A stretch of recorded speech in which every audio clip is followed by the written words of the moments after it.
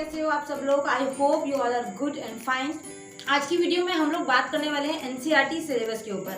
तो जैसा कि आप सब लोगों को पता ही होगा, मोस्टली आप सब बच्चे जो हैं वो एनसीईआरटी की बुक्स जो हैं वो पढ़ते हुए आ रहे हैं, जिसके अंदर आप लोगों को ना बहुत सारे चैप्टर्स ऐसे देखने के लिए मिलते हैं जो बहुत बोरिंग होते हैं और जिनको पढ़ते साथ ही नींद आ जाती है। चाहे टीचर कितने भी अच्छे से पढ़ा ले, लेकिन जब हमारा उस चीज़ में इंटरेस्ट ही नहीं है तो ऑब्वियसली नींद तो आएगी।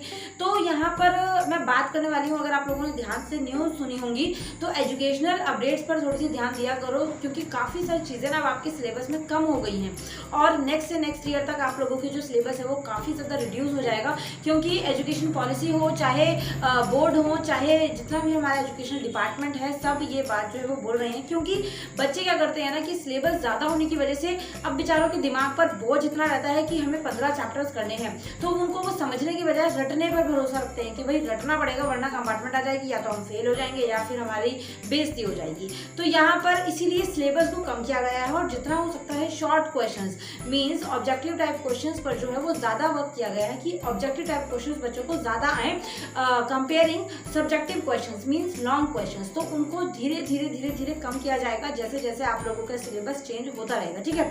और एजुकेशन पॉलिसी के तहत आप लोगों ने अगर नोटिस किया ही हो कि सिलेबस जो है वो काफ़ी रिड्यूस हो जाएगा, ओके। अगर आपके छोटे भाई बहन हो जो 5th 6th 7th 8th 9th के हों तो उनकी आप बुक्स एक बार देखेंगे तो सिलेबस जो है वो काफ़ी रिड्यूस हो गया पिछली बार से। जैसे पिछली बार 15 चैप्टर्स थे, तो this time in book you will see chapters 10 और 11, okay. And also notice one thing कि अगर आपकी एक एक्सरसाइज है, जैसे फिफ्थ चैप्टर के अंदर 5 एक्सरसाइज है, 5.1, 5.2, 5.3 and 5.4, 5.5। Now you will get only 5.1 और 5.2, बस इतना।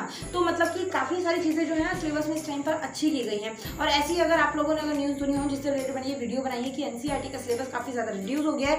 एक चैप्टर जो आप साइंस में बहुत ज़्यादा देखते होंगे, आवर्त सारणी है ना, जिसको पीरियोडिक टेबल बोला जाता है, वो अब इस चैप्टर जो है वो यहाँ से रिमूव कर दिया गया। ऐसी 1-2 कॉन्सेप्ट साइंस के और भी रिमूव हो गए हैं जो कि आपके सिलेबस में आते थे अभी तक, ठीक है। इसके अलावा में हिस्ट्री की और एसएसटी की बात करें, एसएसटी के अंदर डेमोक्रेटिक जितने भी आपके टॉपिक्स थे, मतलब लोकतंत्र से रिलेटेड, ठीक है। इसके अलावा में इतिहास के अंदर जो पुराने टाइम का जितनी चीज़ें पढ़ाई जा रही थी वो सारी की सारी जितना हो सकता है रिड्यूस करने की कोशिश की गई है, ताकि बच्चों को एटलीस्ट वो नॉलेज दी जाए जो उनको आगे जाके काम आएगी।